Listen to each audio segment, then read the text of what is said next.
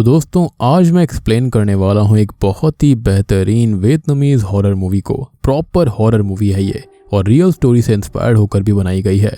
इस मूवी के अंदर एक बहुत ही भयानक रिचुअल होता है जो कि 5 अलग अलग लोगों की चीज़ों से होने वाला है। मतलब देखने में मज़ा ही आ जाएगा।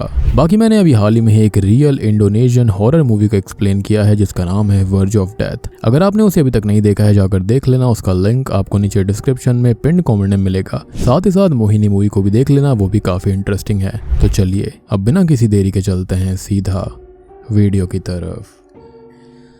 मूवी की शुरुआत में हमें एक कहानी बताई जाती है जहां पर यह कहा जाता है कि इस दुनिया में एक ऐसी भी वाइन होती है जिसे पीने से मरे हुए डीमंस वापस से इस पृथ्वी पर आ सकते हैं, जिसे कहा जाता है द स्कल वाइन, यानी कि खोपड़ी वाली वाइन। इस वाइन को बनाने के लिए जरूरत होती है 5 अलग लोगों के बॉडी पार्ट्स की, जिसके अंदर आते हैं एक काम करने वाले के हाथ, एक तेज भागने वाले के पैर, एक बहादुर आदमी का लीवर, दिमाग वाले आदमी का सर और एक दुष्ट आदमी का दिल। इन सभी ऑर्गन्स को एक मेडन यानी कि एक जवान लड़की वर्जिन लड़की के खून के साथ मिला देने से बन जाती है स्कल वाइन, जिसको पीने से जैसा मैंने बताया कि मरे हुए डीमंस वापस दुनिया में आ सकते हैं। मगर इस रिचुअल के अंदर जिन लोगों के बॉडी पार्ट्स इस्तेमाल होंगे उन लोगों की आत्मा कभी भी वापस से फेरीमैन के साथ यानी कि आफ्टर लाइफ में दूसरी दुनिया में कभी भी नहीं जा पाएगी और ना ही वो कभी पुनर्जन्म ले पाएंगे। यानी कि आज की हमारी कहानी इसी स्कल वाइन के ऊपर बेस्ड होने वाली है। अब यहाँ पर कितने लोग मरेंगे जिससे ये वाइन बनेगी? क्या सच में डीमन वापस आएगा? और आखिर कैसे कोई इतनी बेरहमी से इतने लोगों को मार सकता है? इन सभी सवालों के जवाब हमें अब मिलने वाले हैं।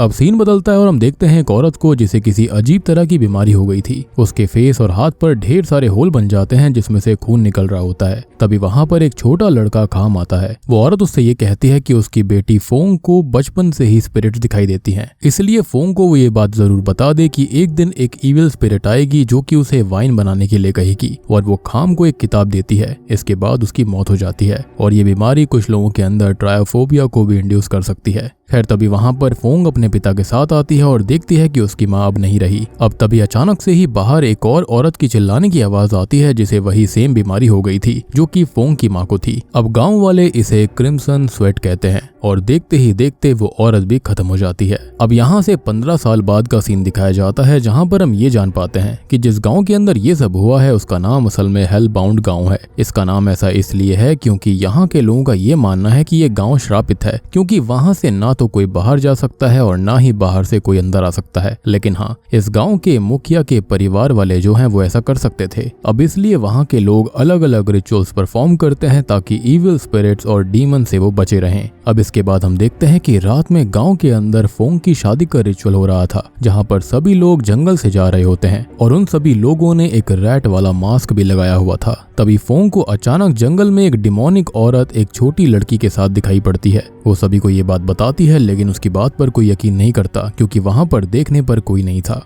अब वो सभी लोग जंगल पार करके एक जगह पहुंचते हैं जहां पर फोंग के पिता जो कि गांव के मुखिया होते हैं फोंग का इंतजार कर रहे थे। अब फोंग की शादी सांग नाम के एक लड़के से हो रही होती है और सभी उन दोनों को बधाइयां देते हैं। अब तभी फोंग को एक बार फिर से वो डिमोनिक औरत दिखाई देती है। अब फोंग सबसे ये कहती है कि वो औरत इस गांव की नहीं है और ये सुनकर सांग सभी गांव वालों के साथ जंगल में उसे देखने के लिए चला जाता है। फोंग अब जब उन लोगों के आने का इंतजार कर रही होती है तभी वहां पर खाम आता है जो कि फोंग का बचपन का ही दोस्त होता है। वो काफी दुखी होता है क्योंकि वो फोंग को पसंद किया करता था, पर अब फोंग की शादी सांग से हो चुकी है। तभी वहां पर सांग आ जाता है और वो फोंग को बताता है कि जंगल में उन्हें कोई नहीं मिला और वो फोंग को वहां से लेकर चला जाता है। खैर अब रात में फोंग और सांग जब सो रहे होते हैं तभी फोंग को एक आवाज सुनाई देती है। खिड़की से देखने पर उसको एक फेरीमैन दिखाई पड़ता है जो कि आत्माओं को बुला रहा था। ये देखकर फोंग सांग को जगाती है लेकिन उसे कुछ नहीं दिखता और वो फोंग को सोने के लिए कहता है। और आपको याद हुआ कि फोंग की माँ ने शुरुआत में बताया था कि उसको स्पिरिट्स दिखाई देती हैं और यहाँ पर उसके साथ यही हो रहा था। अब अगले दिन सुबह हम देखते हैं एक बूढ़े आदमी को जो कि अपने घर में अपने बेटे डोंग को बुला रहा होता है, पर उसके काफी आवाज देने के बावजूद भी जब उसे कोई जवाब नहीं मिलता तो वो उसे देखने जाता है,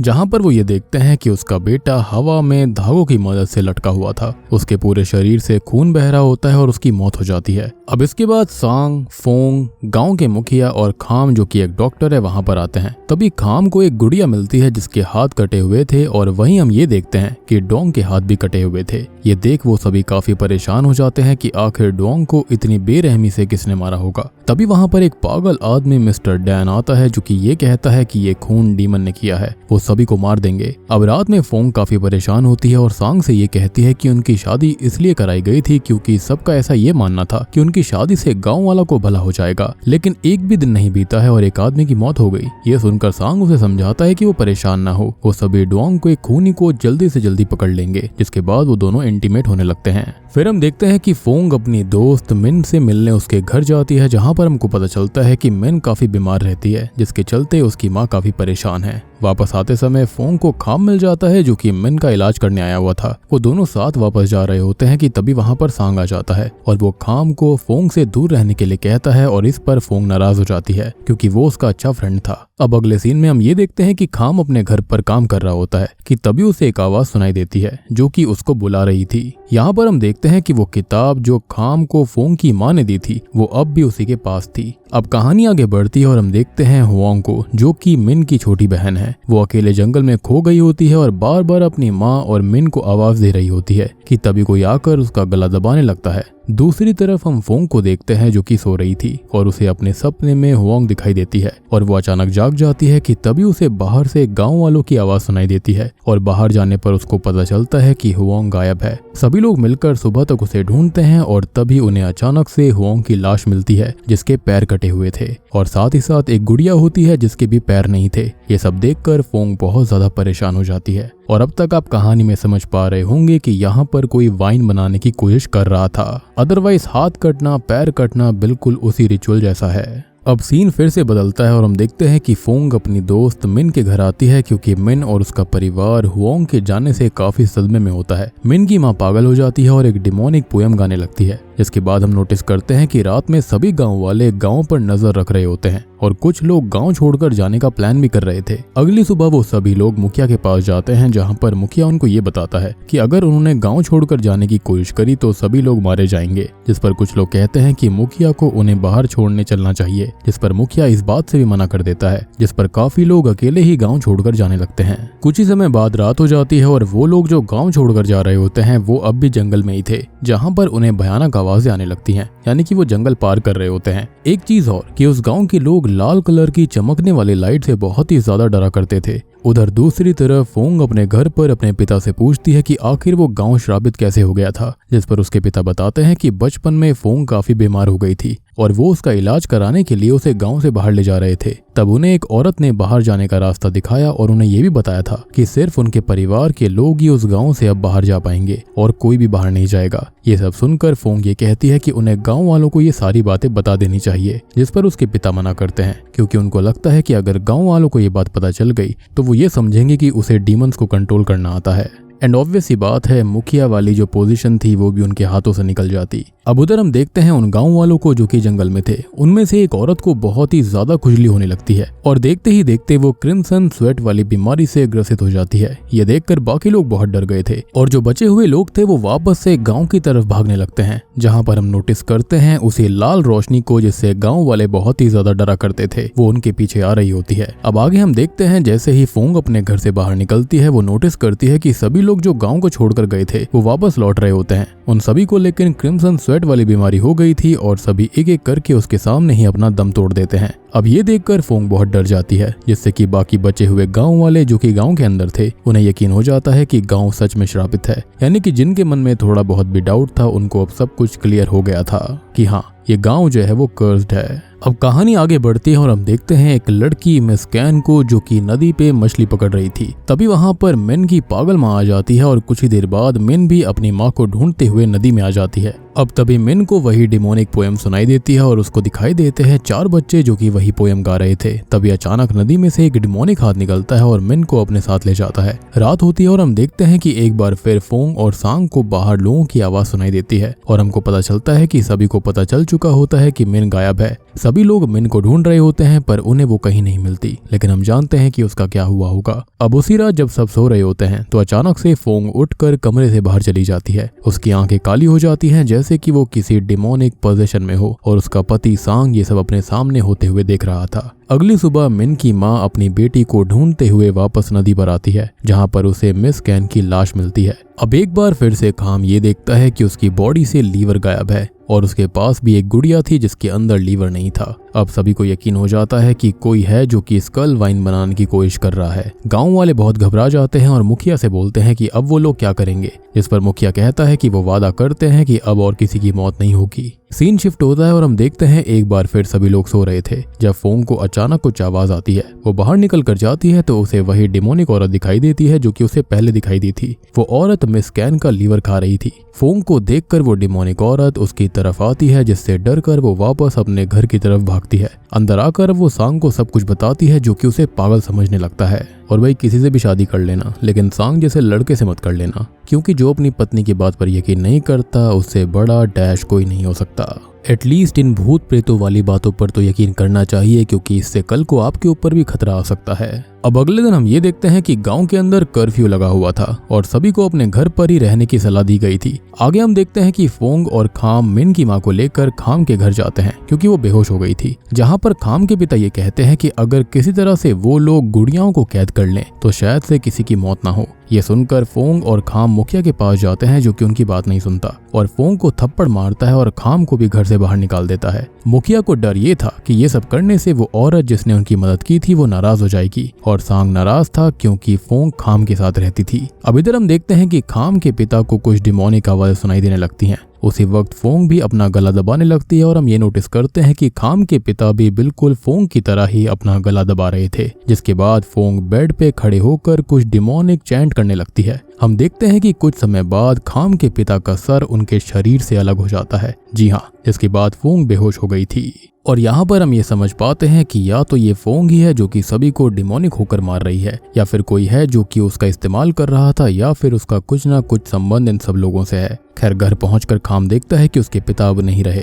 जिससे कि उसे बहुत ही गहरा सदमा लगता है। इससे सभी गांव वाले बहुत ही गुस्से में आ जाते हैं और मुखिया पर इल्जाम लगाने लगते हैं, जिस पर फोंग कहती है कि उसका परिवार बेकसूर है। तभी सांग वहां पर आ जाता है और बोलता है कि फोंग हर रात कमरे से बाहर जाती थी और वो मरे हुए लोगों की कुछ चीजें सभी के सामने रख देता है। बताता है कि ये सब उसे फोंग के सामान से मिला था। ये देखकर सभी गांव वाले फोंग को कातिल मान लेते हैं और उसके परिवार को दोषी मानते हैं। अब गांव वाले फोंग को एक कमरे में बंद कर देते हैं और उसके पिता और सौतेली माँ को पिंजरे में बंद कर दिया जाता है। तभी हमें खाम को दिखाया जाता है जो कि अपने घर पर था, और तभी वो किताब जो कि फोंग की माँ ने उसे दी थी इस बार नीचे गिर पड़ती है। तभी खाम को उसके बचपन का हादसा याद आता है जब उसे वो डिमोनिक औरत दिखाई दी थी और उस किताब को छूते ही वो जल गई थी। यानी कि ये किताब जो कुछ भी है वो बहुत ही ज्यादा खास है। इधर हम फोंग को देखते हैं जिसे वही पागल आदमी बचाने के लिए आता है, और तभी वहां पर खाम भी आ जाता है जो कि अब फोंग के साथ था। दूसरी तरफ सभी गांव वाले फोंग के परिवार को जलाने ही वाले होते हैं कि तभी वहां पर फोंग आ जाती है